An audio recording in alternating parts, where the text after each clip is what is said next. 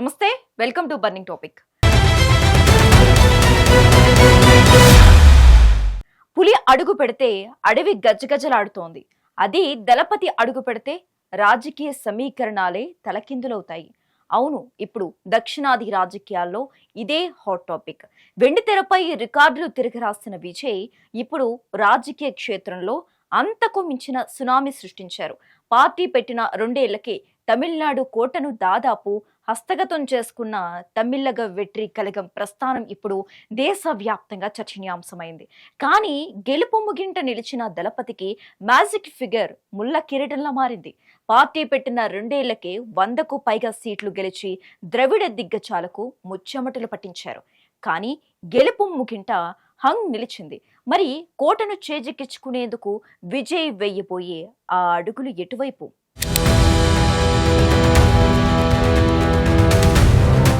తమిళనాడు రాజకీయాల్లో దళపతి విజయ్ సృష్టించిన సునామీ ఇప్పుడు దేశవ్యాప్తంగా హాట్ టాపిక్ అయింది. నటుడిగా వెండితెరను ఏలిన ఆయన రాజకీయాల్లోకొచ్చిన 2 ఏళ్లలోనే 107 సీట్లు సాధించి అందరినీ ఆశ్చర్యపరిచారు. డీఎంకే, అన్నా డీఎంకే వంటి దశాబ్దాల చరిత్ర ఉన్న పార్టీలను ఎదురించి ఒంటరి పోరుతో ఈ స్థాయికి రావడం సామాన్యమైన విషయం కాదు. అయితే విజయకేతనం ఎగురవేసిన మ్యాజిక్ ఫిగర్ 118కి మరో 11 సీట్ల దూరంలో నిలిచిపోవడం ఇప్పుడు ఉత్కంఠకు తెరలేపింది. హాంగ్ అసెంబ్లీ ఏర్పడటంతో తమిళనాట రాజకీయ చెదరింగం మొదలైంది. అయిన వారికి ఆకుల్లోనూ కాని వారికి కంచాల్లోనూ అన్నట్లుగా ఇప్పుడు చిన్న పార్టీలు కూడా కింగ్ మేకర్లుగా మారే పరిస్థితి కనిపిస్తోంది. విజయ్ తదుపరి అడుగు ఎటువైపు ఉంటుందనేది ఇప్పుడు $1 మిలియన్ ప్రశ్నగా మారింది.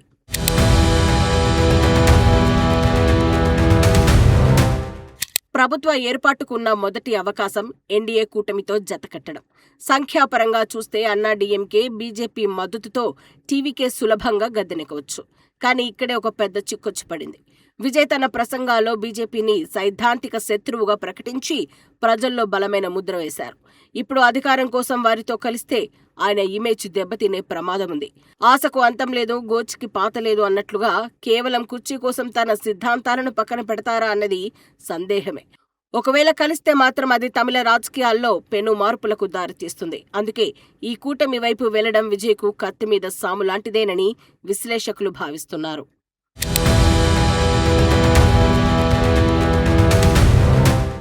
రెండో మార్గంగా అన్నా డీఎంకేను బీజేపీ నుంచి వేరుచేసి తమ వైపు తిప్పుకోవడం కనిపిస్తోంది. ఇది విజయ్కు రాజకీయంగా ఎంతో మేలు చేసే అంశం. బీజేపీని దూరం పెట్టడం ద్వారా తన సెక్యులర్ ఇమేజ్ను కాపాడుకోవచ్చు. అదే సమయంలో అన్నా డీఎంకే బలాన్ని వాడుకోవచ్చు. కానీ ఇల్లు కాలి ఒకడు ఏడుస్తూ ఉంటే చుట్ట కాల్చుకోవడానికి మరొకడు వచ్చాడట అన్నట్లు అన్నా డీఎంకే తన ఉనికిని పణంగా పెట్టి విజయ్కు మద్దతు ఇస్తుందా అనేది ఆలోచించాల్సిన విషయం. ఎన్డీఏ నుంచి బయటకు రావడం అన్నా డీఎంకేకు జాతీయ స్థాయిలో పెద్ద దెబ్బ అవుతుంది. అయినప్పటికీ డీఎంకేను అధికారం నుంచి దూరంగా ఉంచడమే లక్ష్యంగా ఈ 2 పార్టీలు కలిసే అవకాశం లేకపోలేదు.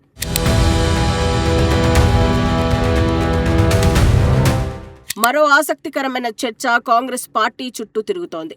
దశాబ్దాలుగా డీఎంకేతో ఉన్న బంధాన్ని తెంచుకుని కాంగ్రెస్ విజయ్కు మద్దతు ఇస్తే సమీకరణాలు మారిపోతాయి. డీఎంకే కూటమిలో ఉన్న కాంగ్రెస్ బయటకు వస్తే అటు బీజేపీకి ఇటు డీఎంకేకు ఇద్దరికి చెక్ పెట్టినట్లవుతుంది. దీనివల్ల విజయ్కు మెజారిటీ రావడమే కాకుండా క్లీన్ ఇమేజ్ కూడా ఉంటుంది. కానీ అత్త సొమ్ము అల్లుడు దానం చేసినట్లు డీఎంకే ఓట్లపై గెలిచిన కాంగ్రెస్ ఎమ్మెల్యేలు ఇప్పుడు విజయ్కు మద్దతు ఇస్తారా అనేది సందేహమే. ఇలాంటి నిర్ణయం తీసుకుంటే కాంగ్రెస్కు భవిష్యత్తులో డీఎంకేతో సంబంధాలు శాశ్వతంగా తెగిపోవచ్చు. అయినా రాజకీయాల్లో శాశ్వత శత్రువులు, శాశ్వత మిత్రులు ఉండరన్నది జగమెరిగిన సత్యం.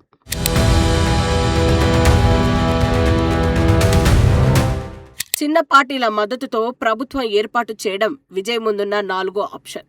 తక్కువ సీట్లు ఉన్న పార్టీలను కలుపుకుని మ్యాజిక్ ఫిగర్ అందుకోవడం ద్వారా స్వతంత్రంగా ఉండొచ్చు.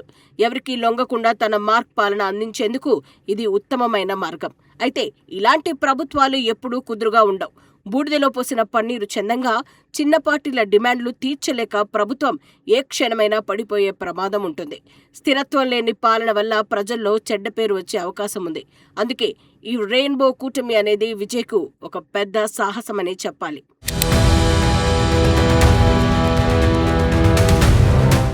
ఇక చివరగా అందరూ ఊహించిన విషయం డీఎంకే మద్దతు పొందడం. ఇది దాదాపు అసాధ్యమని అందరికీ తెలుసు. ఎందుకంటే విజయ్ ప్రధానంగా టార్గెట్ చేసిందే డీఎంకే అవినీతిని, కుటుంబ పాలనను. ఇప్పుడు వారితోనే కలిస్తే విజయ్ రాజకీయ భవిష్యత్తు ప్రమాదంలో పడుతుంది. నోరు మంచిదైతే ఊరు మంచిదవుతుంది అన్నట్లు మొదటి నుంచి డీఎంకేపై తీవ్ర విమర్శలు చేసిన విజయ్ ఇప్పుడు వారితో చేతులు కలపలేరు. డీఎంకే కూడా తన ప్రధాన ప్రత్యర్థికి మద్దతు ఇచ్చి తన ఓటు బ్యాంకును పోగొట్టుకోదు. కాబట్టి ఈ ఆరో మార్గం కేవలం కాగితాలకే పరిమితం కావచ్చు.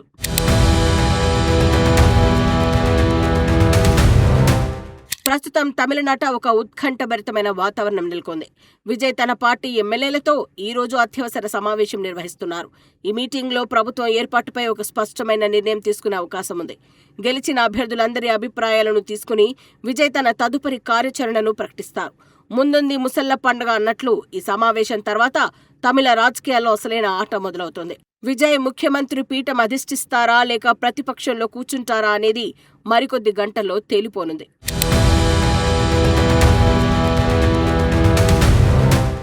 విజయ్ తీసుకునే నిర్ణయం కేవలం తమిళనాడుకే కాదు, సౌత్ పాలిటిక్స్ కు కూడా కీలకం.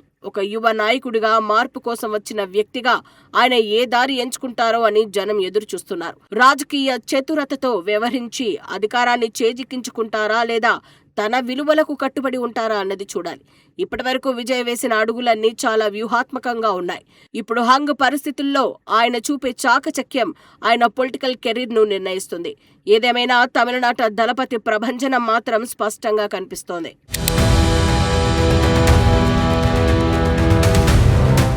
ప్రజా తీర్పు స్పష్టంగా ఉన్న సాంకేతిక కారణాల వల్ల ఏర్పడిన ఈ చిక్కుముడి ఎలా వీడుతుందో చూడాలి. తమిళనాడు ప్రజలు మార్పును కోరుకున్నారు, విజయ్ను ఆదరించారు. ఇప్పుడు ఆ నమ్మకాన్ని నిలబెట్టుకోవాల్సిన బాధ్యత ఆయనపై ఉంది. అందరి కళ్ళు ఇప్పుడు విజయ్ నిర్వహించే పార్టీ సమావేశంపైనే ఉంది. అక్కడ ఏ నిర్ణయం తీసుకున్నా అది రాష్ట్ర భవిష్యత్తును మార్చేస్తుంది. అధికారం కోసం ఆరాటపడకుండా అడుగులు వేస్తారో లేక పొత్తుల వైపు వెళ్తారో వేచి చూడాల్సిందే. చివరకు ప్రజలే సుప్రీం అని భావించి ఆయన తీసుకునే నిర్ణయం సంచలనం కావడం ఖాయం.